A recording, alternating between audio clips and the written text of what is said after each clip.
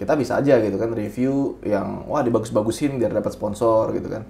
Tapi ingat, kita ini bikin video itu sebenarnya bukan semata-mata memenuhi ego kita karena kita suka mobil, karena kita cari duit, tapi kita juga helping people. Kalau kita ngasih informasi yang invalid gitu kan, demi memenangkan ATPM biar mobilnya laku gitu kan, kita nggak menolong orang sama sekali dong. Waktu pertama kali mulai ini kan juga nggak sendiri gitu. Tadi juga sempat ada yang keluar karena apapun alasannya gitu ya. Kalau gue mau tanya dari pengalaman Mas Ridwan, apa sih yang penting buat seseorang saat mau memulai usaha gitu? Terlepas apa bidangnya gitu. Dari pengalaman, kan orang bisa beda-beda ya mungkin, tapi from your opinion, personal. Gue paling deg-degan mulai usaha sebenarnya. Kenapa? Lu udah kuasain semua hal. Lu udah merasa paling qualified apa segala macam. Lu preparation udah paling top lah. Tapi kita nggak tahu kan jalan apa enggak. Dan pasti rasa deg-degan itu pasti selalu ada gitu. Beda sama ya mungkin gue sekarang gue udah punya safety net lah. Kalau usaha ini gagal, gue masih ada usaha yang lain kan. Tapi ketika lo nggak punya apa-apa gitu dan lo akan mulai usaha, itu pasti deg-degannya luar biasa. Ini bakal jalan gak sih? Ini bener gak sih? Tapi ketika sebulan, 2 bulan, 3 bulan jalan, rasa cemas itu udah makin turun. Udah mulai nyaman, ya nggak? Ya. Lo pernah usaha juga nggak? Ya, yes. Pasti ngerasa kan deg-degan ya kan? Gila, gue udah modal segini, udah nyiapin ini segala macam. Bakal jalan nggak ya? Itu kan bisa bikin nggak bisa tidur tuh. Gue jujur aja waktu Nightmax itu, bisa dibilang 2 tahun struggling lah.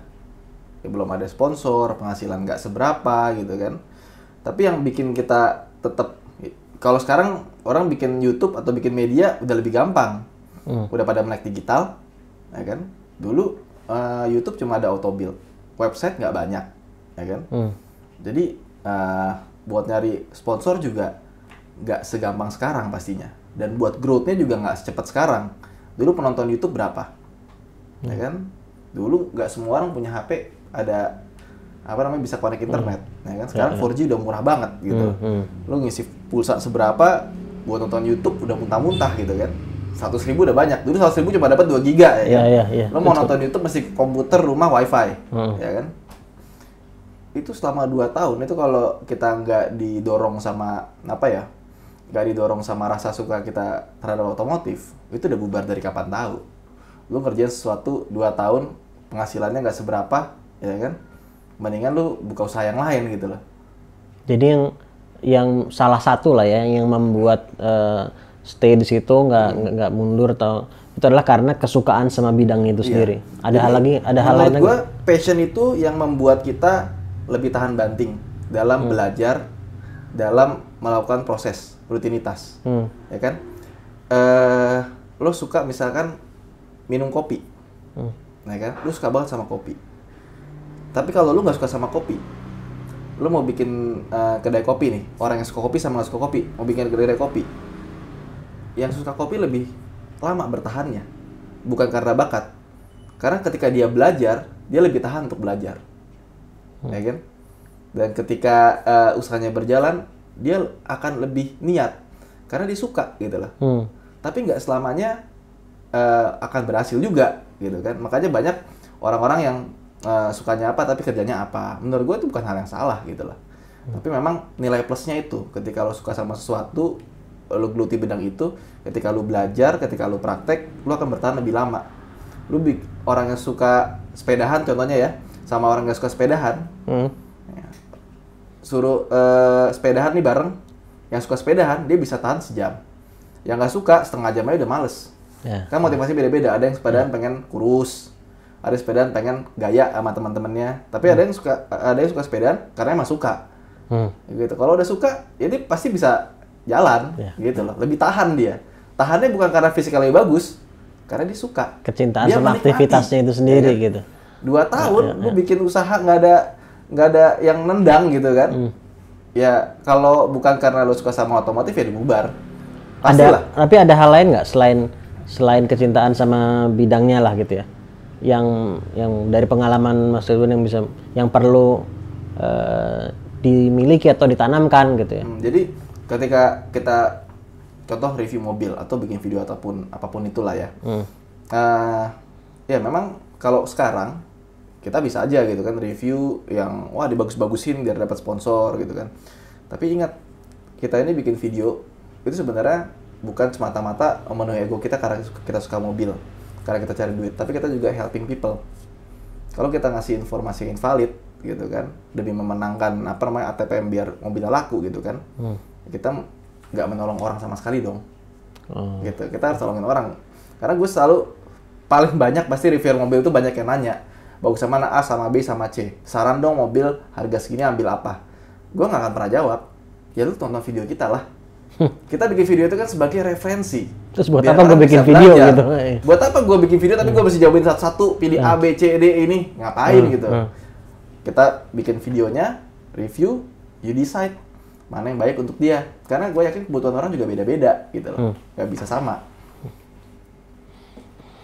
Oke, jadi kalau dalam hal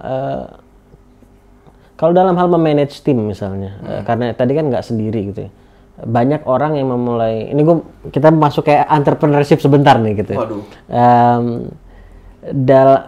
Banyak orang memulai usaha bersama, bahkan sama teman, gitu, sama yang udah kenal dekat gitu. Tapi kemudian banyak yang clash, banyak yang konflik, bahkan pecah, akhirnya berhenti. Itu banyak sekali kejadian kayak gitu. Kalau dari pengalaman Mas Ridwan sendiri, gimana cara memanage agar sesama co-founders nih gitu bisa juga yang masih gue pelajari gitu. Jadi belakangan ini kan seperti yang gue bilang waktu off cam ya, gue lagi banyak belajar soal manajemen, soal usaha segala macem. Karena pertama gue belum pernah punya usaha yang mungkin bisa dibilang income-nya segede sekarang. Itu yang pertama. Timnya segede sekarang itu belum pernah, baru kali ini doang. Dan dari situ baru ketemu, oh kendalanya di sini segala macem. Makanya 2019 kemarin tuh gue banyak ikut seminar tentang manajemen tim, jadi CEO apa segala macem. Sesuatu yang gue baru kepentok sekarang, akhirnya baru gue pelajari.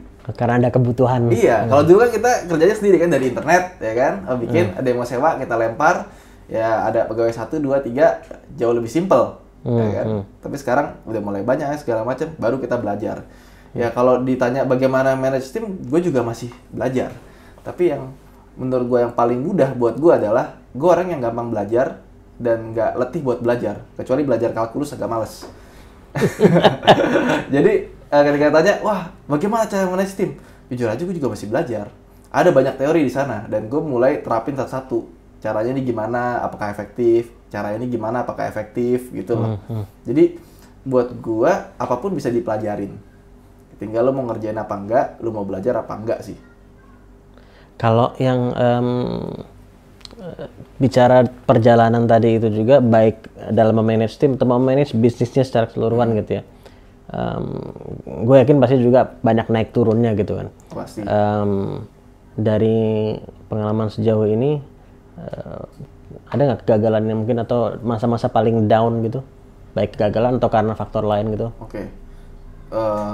Kalau yang berkesan banget gue sekarang itu dulu waktu gue nyari mobil di salah satu daerah Jawa Timur di Pati itu. Wah itu seru tuh cerita itu. Gimana? Gak tau ya. Gue tuh kan orangnya paling apa ya? Gue alim banget enggak. Ya, tapi kalau gue menghindari dosa-dosa besar aja sih. Dosa-dosa gede tuh gue menghindari banget gitu kan.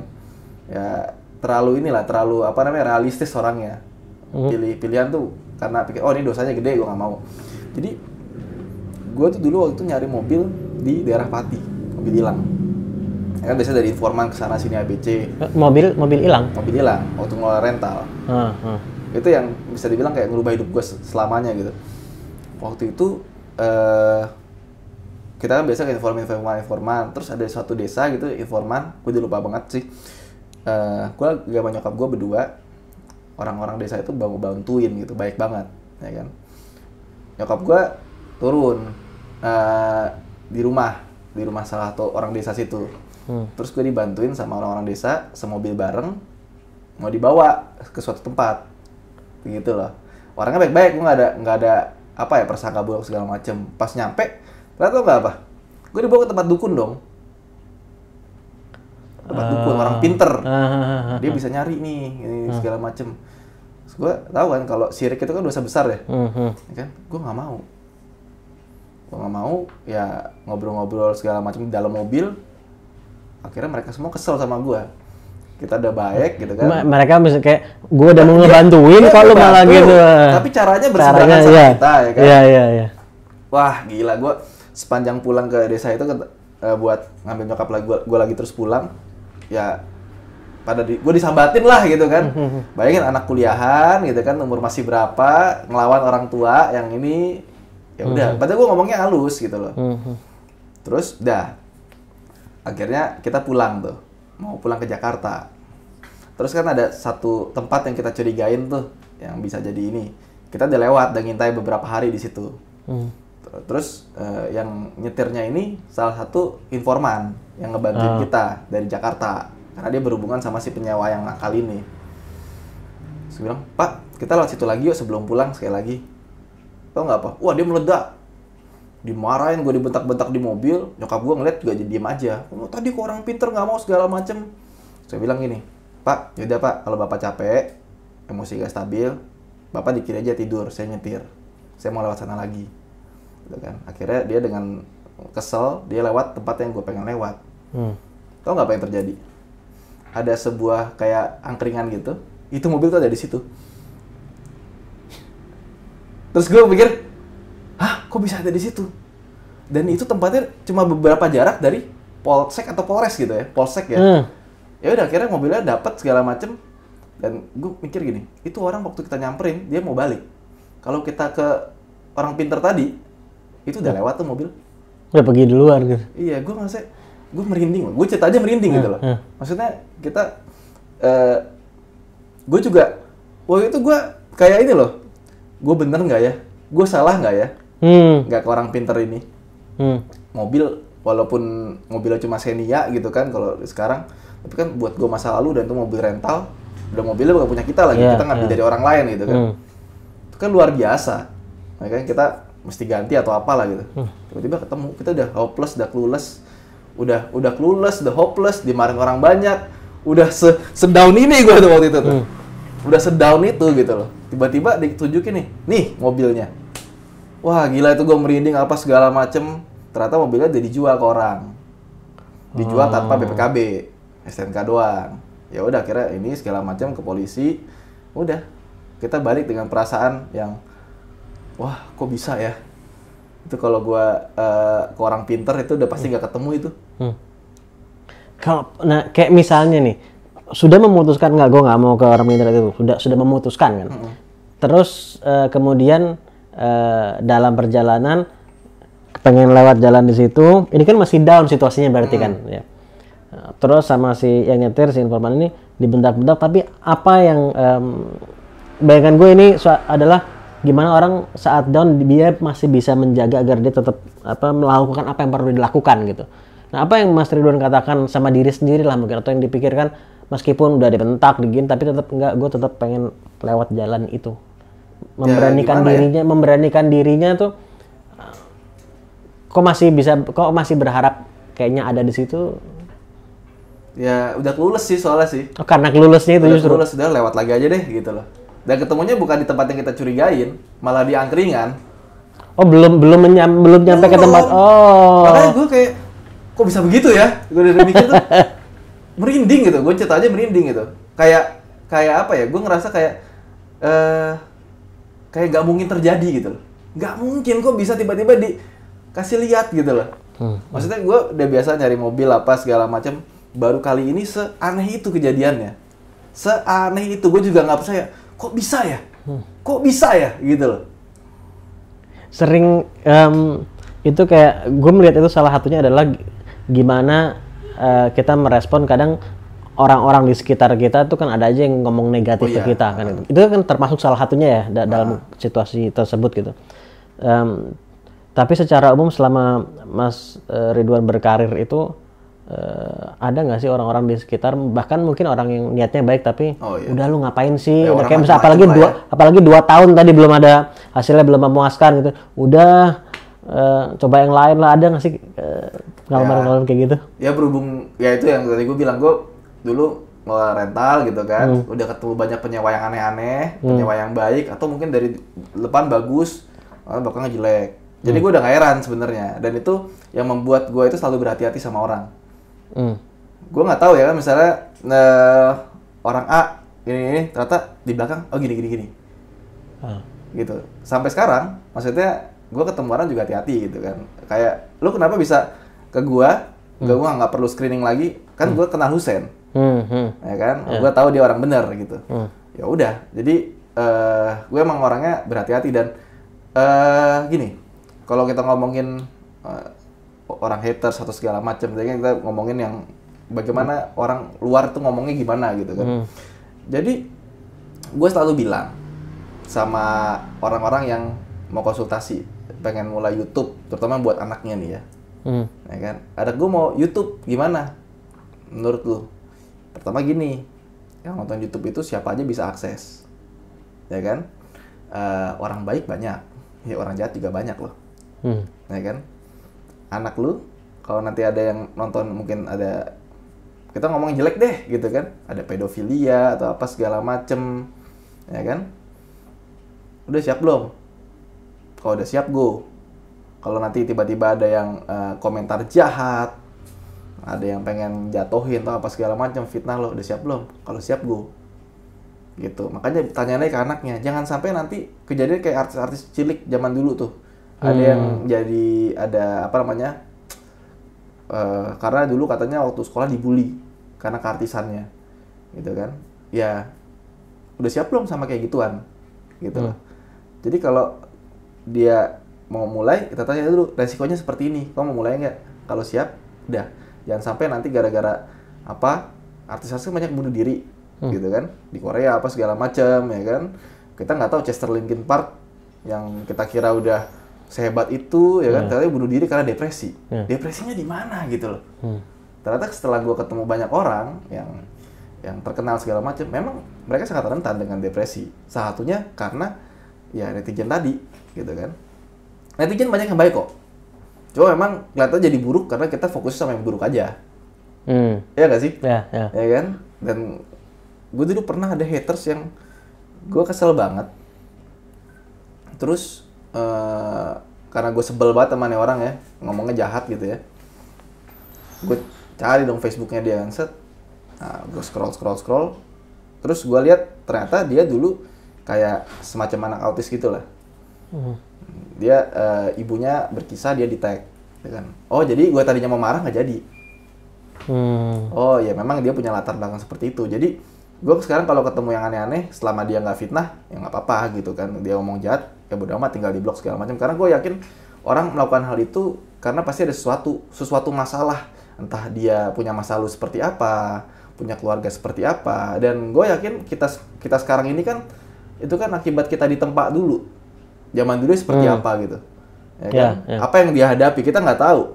Mau orang miskin, mau orang kaya, mereka punya strugglingnya masing-masing, pasti itu, ya kan? Teman gue yang yang kelihatan happy aja, pasti ada di baliknya sesuatu gitu. Orang yang kelihatan sedih, ya pasti ada juga sesuatunya di baliknya kan?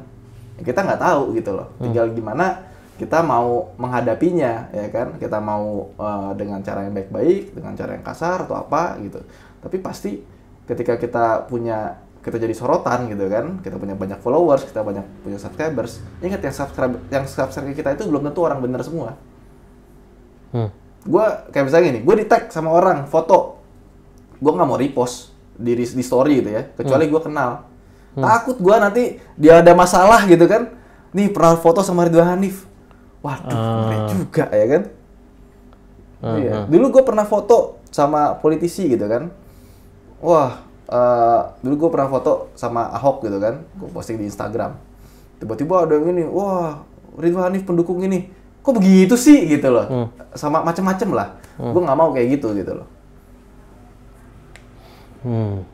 Kalau tadi kayak Mas Ridwan tadi bilang udah siap belum gitu kan? Iya. Dari perjalanan Mas Ridwan sendiri, gimana cara mempersiapkannya dan apa yang perlu dilakukan untuk membuat diri siap gitu? gue sebenarnya cuma mempublish apa yang kira-kira buat gue oke lah gitu. Kayak misalkan YouTuber lain mungkin, wah pada bikin house tour, gue nggak mau bikin house tour. Gitu. Keluarga gitu ya, gue nggak mau, kecuali emang lagi ada topiknya dan gue nggak pengen private life kebuka sih. Ya, kan? Ya jadi biarkanlah yang terjadi orang taunya begitu, ya gue bodo amat gitu. Dan gue sebenarnya orang yang menikmati apa ya, bukan introvert juga sih. Gue pengen sesuatu tuh pengen gue nikmati sendiri gitu loh. Kayak misalkan gini, gue lagi kemana gitu, ada hotel mau sponsorin, tapi lu mesti bikin Instastory apa segala macem, gue mendingan enggak.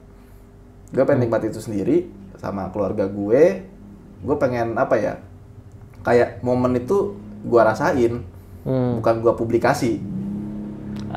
Gue kemarin S660, gue dari Klaten ke Bali bikin video nggak? Enggak lah, gue pengen nikmatin.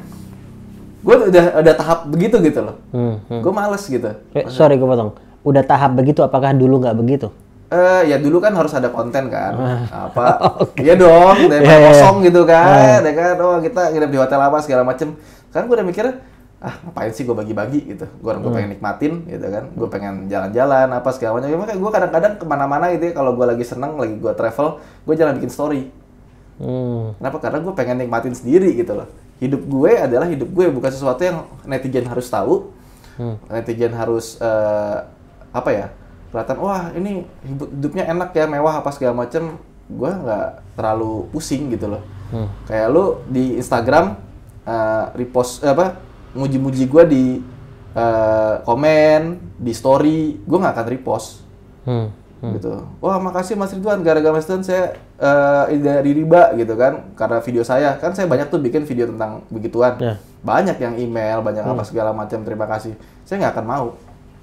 Gitu, saya nggak pengen dilihat orang tuh, wah ini orang hebat banget ya, baik banget ya.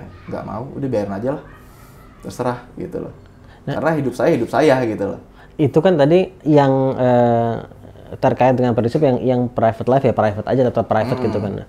Tapi itu kan tidak kemudian menutup kemungkinan tadi orang yang komentar nggak enak dan seterusnya. Nah, tadi terkait bagaimana menyiapkan diri untuk menghadapi itu, yang Mas Ridwan lakukan apa? Saya biarin aja lah, cuek lah. Selama apa namanya nggak fitnah, nggak yang aneh-aneh, nggak neror gitu kan. Apa yang ada nggak proses di dalam kepala tuh? Mungkin buat yang lain juga yang mungkin lagi ngadepin orang komentar-komentar nggak enak, baik itu online maupun real gitu ya, apa orang ngomong langsung dan seterusnya. Oke, kalau buat saya sih hidup saya ya hidup saya gitu loh.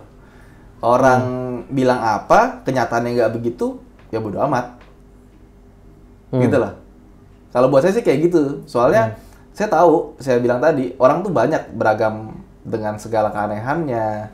Yang baik-baik banyak, yang lurus-lurus banyak. Tapi yang kayak gituan juga ada. Jadi saya udah nggak ambil pusing. Saya lebih fokus sama diri saya sendiri, sama keluarga sendiri. Apa yang kita bisa bikin seneng. Nggak peduli kata orang. Kalau saya peduli sama kata orang, mungkin dari dulu udah jadi anak hypebeast ya kan? Ya kan? Ya baju ya begini. Saya biasa pakai sesuatu yang saya seneng, saya suka. Nggak terlalu peduli sama komentar orang. Gitu. Jadi ya udah. Kalau bilang ini bajunya nggak bagus, sepatu pakai yang bagusan apa, jangan pakai Crocs mulu. Kalau saya sukanya Crocs mau ngomong apa? Saya kan flat fit nih ininya. Kalau nggak pakai sepatu yang apa ya, cocok-cocokan, jalan tuh pegel karena bawahnya telapaknya rata. Ya kan? Saya nggak perlu jelasin itu ke apa namanya, ke netizen. Tapi kalau misalkan ditanya filosofi kayak gini, ya itu alasannya dan nggak perlu orang tahu. Yang penting gue suka, ya bodo amat. Kalau nggak suka dengan penampilan gue dan risih dilihat di timeline, unfollow aja. Kenapa sih kita harus hidup ribet gitu kan? Kalau lu lihat ada orang lu bawaannya iri, sirik gitu ya, nggak suka lihat orang bahagia, ya unfollow aja sih. Iya kan? Ya, sesimpel itu ya. Sesimpel itu, jangan kita nambah masalah gitu kan. Saya nggak suka misalnya ada yang influencer suka ngeprank gitu kan, jahat. Ya saya nggak usah follow, ngapain? Banyak kok yang lebih asik dilihat, ya kan? Banyak teman-teman kita yang apa namanya, mungkin lebih sukses dari kita, ya kita ikut seneng. Ada yang apa namanya lagi susah, ya kita bantu, gitu kan? Kan sesimpel itu. Kenapa harus dibikin ribet? Kenapa harus dibikin drama? Ya nggak sih? Kenapa harus dibikin drama? Kenapa harus bikin drama sih? Oh, gue nggak suka sama ini, gue ramein ah. gitu kan. Gue ngejek-ngejeknya dia, ngapain sih? Emang hidup lu nggak ada kerjaan gitu kan? Ya, kecuali kayak gue tadi, gue nggak ada anak istri di Klaten ya, gue nggak nyari kerjaan, ngapain ya? Ayo ikutin ya. Gitu. Malas gue di rumah sendirian, kosong ya kan, biasa dengar ada anak-anak ketawa atau apa gitu kan. Ya, gitu sih. Ya, mungkin makanya gue rasa tuh orang yang gue ngerasa orang-orang yang kayak gitu tuh orang-orang yang kurang kerjaan aja, atau dia punya masalah sama hidupnya. Ya kayak gue sekarang, gue nggak ada anak istri, bingung nggak punya kerjaan ya, gue cari sesuatu lah. Tapi untungnya gue nggak sambat gue nggak nyabatin orang di Instagram gitu aja. Terus gue nggak dapet kasihkan dari situ gitu. Ya. Kalau tadi berarti gue mau balik lagi sedikit nih. Awal bisnis itu kan juga lanjutin dari orang tua juga gitu kan. Dan kemudian dari situ semakin maju. Pernah nggak ada? Ini gue masih berkaitan dengan apa omongan orang atau mungkin kalau orang kadang suka bilang ya lu enak udah ada yang mulai duluan, ya dia keluarganya begini atau dibantu disupport sama keluarganya. Banyak orang yang suka komentar gitu sama orang lain lah ya gitu. Kalau dari Mas Ridwan sendiri, pendapat Mas Ridwan tentang komentar-komentar gitu, baik kepada diri Mas Ridwan sendiri atau secara umum itu kayak gimana? Dulu istri gue kan ini, apa namanya, di selam bersih kan, sebelum nikah sama gue kan. Terus dia bilang, kalau jadi direktur drilling apa Didi itu, gajinya bisa sekian. Gue pikir, apa gue belajar ini lagi ya?